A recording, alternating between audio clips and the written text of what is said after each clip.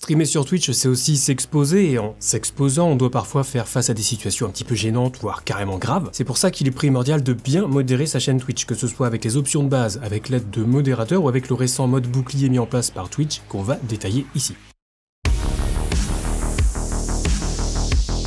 Modérer sa chaîne Twitch, comme je le disais juste avant, c'est vraiment essentiel. C'est pas pour rien si Twitch multiplie les articles et les pages d'aide pour vous aider à aborder la modération. Et in fine, modérer sa chaîne Twitch a deux intérêts principaux. Premièrement, protéger votre chaîne, que ce soit pour protéger l'ambiance, protéger les utilisateurs du chat ou plus simplement pour respecter la ligne de conduite de la communauté de Twitch. Et deuxième intérêt, c'est de protéger le streamer. Sans entrer dans le détail, puisque j'ai déjà traité le sujet sur la gestion des trolls et du harcèlement, la modération va évidemment servir à vous protéger des agressions extérieures, entre guillemets, et de tout ce qui pourrait vous toucher directement, tout ce qui pourrait perturber la bonne tenue de votre stream, et vous perturbez vous au final, puisque peu importe qu'on ait 100 followers, 1 million d'abonnés, 3 viewers, 1000 viewers, on a tous à notre échelle besoin de modérer notre chaîne Twitch. Donc même si j'ai déjà abordé les options de modération dans ma vidéo permettant de configurer sa chaîne Twitch, aujourd'hui on va vraiment se concentrer sur les différentes options de modération, les différents réglages sur ce fameux mode bouclier qui vient d'être mis en place par Twitch, et on reparlera aussi de l'intérêt ou non d'avoir des modérateurs pour son chat. Mais juste avant de voir tout ça, je vous informe que cette vidéo est sponsorisée par Owned, que je remercie pour sa confiance et qui me permet notamment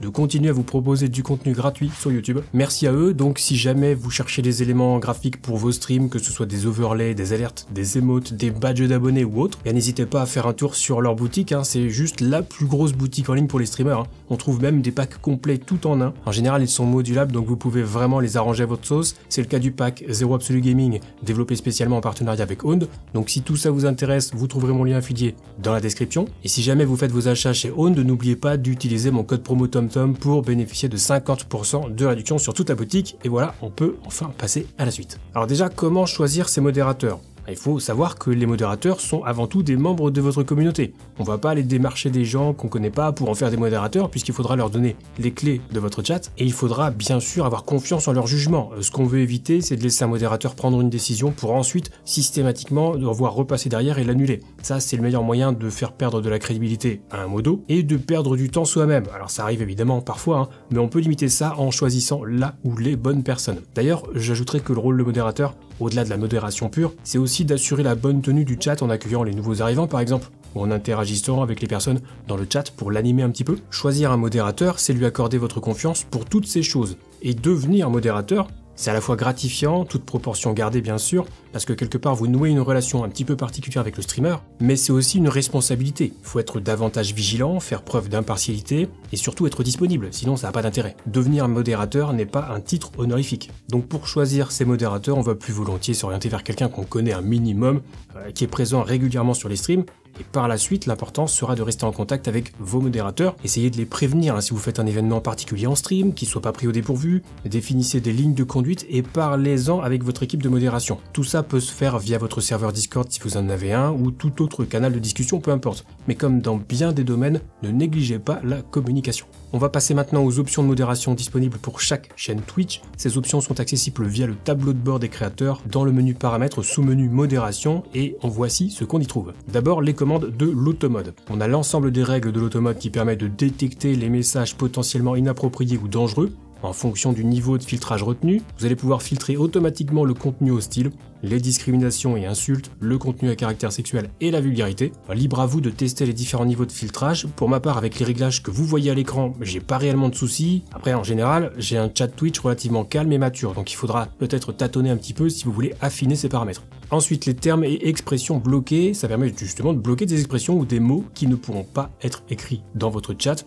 Et les termes et expressions autorisés, à l'inverse, vous permettent d'autoriser des termes qui pourraient entrer en conflit avec l'automode. Il suffit juste d'ajouter un mot ou une expression, puis de valider pour l'autoriser. La section suivante concerne le contrôle d'utilisateurs suspects, avec notamment la détection de contournement de bannissement. C'est une option qui permet, grâce à une IA, de détecter ceux qui voudraient contourner un ban pour revenir sur votre chat en créant un faux compte par exemple. Vous avez plusieurs possibilités de réglage. Personnellement, je vous conseille de régler sur le niveau 2 par défaut, ça fera très bien l'affaire. Ensuite, on a le partage d'informations de bannissement qui permet de simplement partager votre liste d'utilisateurs bannis avec d'autres streamers. Si vous avez des communautés relativement similaires ou que vous streamez régulièrement avec d'autres streamers, ça peut être intéressant de faire ce partage pour soit restreindre les bannis en leur empêchant d'envoyer des messages, soit en permettant de surveiller leur activité. Et enfin, on a les personnes bannies de la discussion, c'est tout simplement les personnes que vous avez bannies de votre chaîne. Alors attention tout de même, ça les empêchera de parler dans le chat et en théorie de faire des clips sur votre chaîne, mais ils pourront toujours regarder votre live. Il n'y a pour l'instant aucune solution pour les empêcher de vous regarder. Ensuite, on a la section concernant les options de discussion, avec la première option qui permet de bloquer les liens hypertextes. Alors ça, je vous conseille d'activer cette option, à moins que vous n'ayez un bot qui le fasse déjà, mais ça évitera que les gens spamment des liens dans votre chat. Et notez que cette option n'empêche pas vos modérateurs ou les VIP de votre chaîne de poster des liens dans le chat. Le chat différé, sauf modérateur, permet d'ajouter un délai pour que vos modérateurs aient le temps de valider ou non les messages avant qu'ils n'apparaissent dans le chat aux autres utilisateurs. Ça peut être pratique, vous avez le choix entre plusieurs durées. Et ensuite, on a la grosse section privilèges de la chaîne avec notamment la vérification du chat. Et là, on va insister un petit peu sur ces options parce que selon moi, si vous les réglez correctement, vous allez filtrer un très grand nombre de trolls. En tout cas, moi j'ai pu réduire considérablement les trolls grâce à ça, ce qui fait que même une option comme le très célèbre mode Follow Only est devenue totalement caduque. Vous pouvez par exemple obliger les viewers à avoir une adresse email vérifiée pour pouvoir écrire dans votre chat ou carrément avoir leur numéro de téléphone vérifié. Vous pouvez également faire une exception pour vos abonnés, vos modérateurs, vos VIP, donc prenez le temps de bien regarder ça et au pire, vous avez mes propres réglages affichés ici. Ensuite, les règles du chat, elles seront visibles dès qu'un viewer voudra écrire pour la première fois dans votre chat, donc vous pouvez y mettre ce que vous voulez. Et l'option pour les demandes d'annulation de bannissement permet aux personnes que vous avez bannies de votre chat de faire une demande d'annulation de ban au bout d'une certaine période que vous allez définir. Donc à vous de voir si vous voulez leur laisser une seconde chance ou pas. Ensuite, on a le mode réservé aux followers, le fameux mode Follow Only. Personnellement, et comme je le disais précédemment, j'estime qu'on peut largement s'en passer en réglant correctement la partie vérification du chat. Le chat réservé aux abonnés, alors comme l'option du dessus, mais cette fois, seuls les abonnés à votre chaîne pourront écrire dans le chat. Évidemment, il faut être affilié pour avoir des abonnés. Et là encore, à notre niveau, c'est pas forcément une bonne idée d'activer cette option, à moins d'être sur un chat avec 10 000 personnes. Les outils de modération dans le chat permettent à vos modérateurs de consulter l'historique du chat et des bannissements des utilisateurs de votre chaîne, ainsi que de voir et d'écrire des commentaires sur les utilisateurs. Ça, on va le laisser activer. Et enfin, épingler les messages permet à vos modérateurs d'épingler des messages dans le chat. Ça, on en reparlera un petit peu plus tard. Donc on a vu la configuration de la chaîne, mais pour que vous et vos modérateurs puissiez faire de la modération, vous avez accès à quelques outils disponibles via le chat de votre chaîne Twitch. Première chose à faire, si c'est pas déjà fait, c'est de cliquer sur la roue crantée quand vous êtes sur votre chat et d'activer l'option afficher les icônes de modération. Ça permettra d'avoir accès à 3 options indispensables pour la modération de base: bannir un utilisateur de façon permanente, bannir temporairement, le fameux timeout, réglé sur 10 minutes par défaut, et effacer un message. Si on revient ensuite dans les paramètres du chat, on voit qu'on peut aussi afficher les actions de modération, permet de voir si un message a été supprimé ou si quelqu'un a été banni par exemple. On peut aussi afficher les messages bloqués par l'automode, ça dépendra évidemment de vos réglages automode, c'est à vous de voir si vous voulez activer ces options. Elles sont pas vitales, mais elles sont pratiques tout de même pour avoir un aperçu de ce qui se passe dans votre chat. Et si on descend dans les paramètres du chat, on trouve d'autres options utiles. Le mode bouclier, qui permet d'accéder aux réglages de ce mode, on va en reparler en fin de vidéo. Le chat en émoticône uniquement, donc comme son nom l'indique, en activant cette option, les utilisateurs ne pourront plus envoyer de messages texte et seuls les émotes seront autorisés. Le chat réservé aux abonnés, c'est une option qu'on a vue dans les paramètres de modération de la chaîne, qui est en accès rapide ici.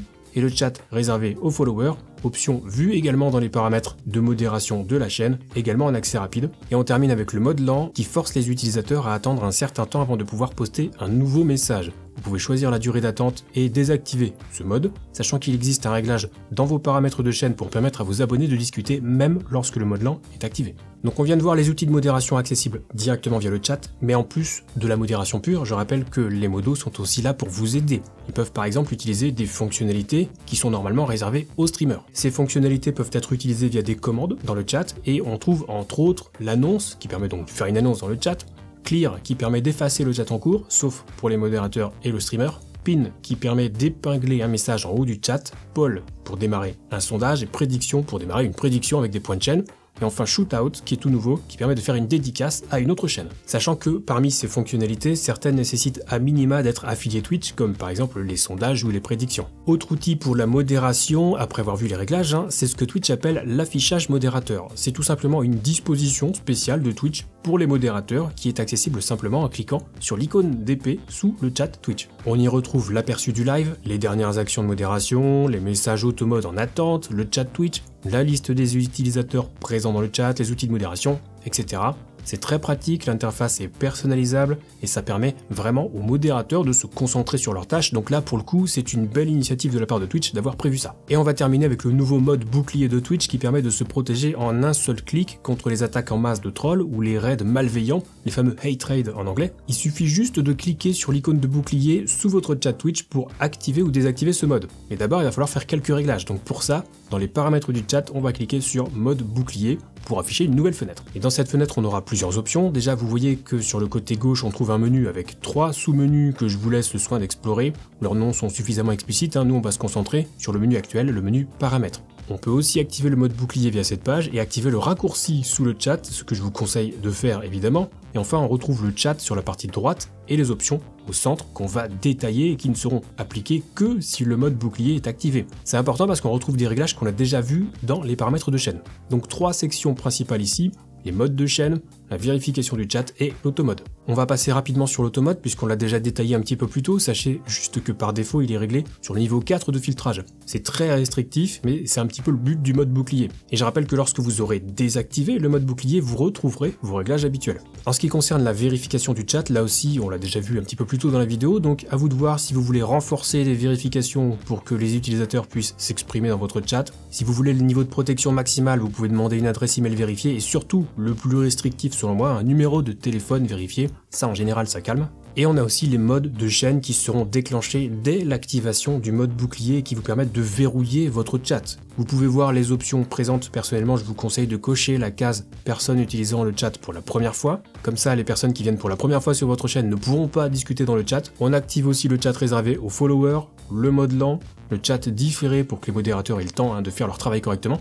Et la dernière option pour effacer tous les messages du chat, sachant que cette dernière option n'efface pas le chat pour les modérateurs ni pour le streamer. Vous pouvez bien entendu régler ça comme bon vous semble, mais rien qu'avec les paramètres par défaut, l'automode niveau 4, les vérifications du chat et les modes restrictifs, en cas de raid malveillant, vous êtes normalement plutôt sûr d'être protégé. Quant à savoir quand modérer, à quel moment vous estimez qu'un utilisateur va trop loin, voilà, chacun fixera ses propres limites.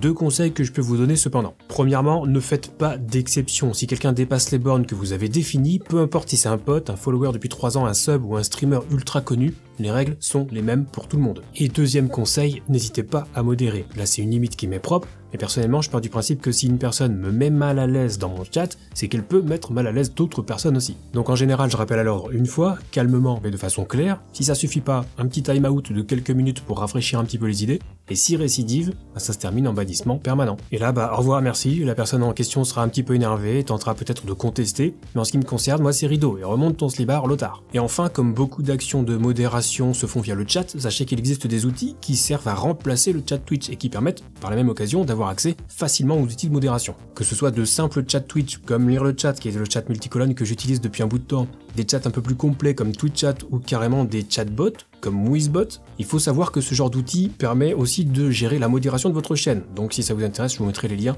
vers les vidéos traitant de ces outils, mais tout ça pour dire que c'est pas une nécessité absolue d'utiliser le chat Twitch de base, de nombreux outils permettent de le remplacer.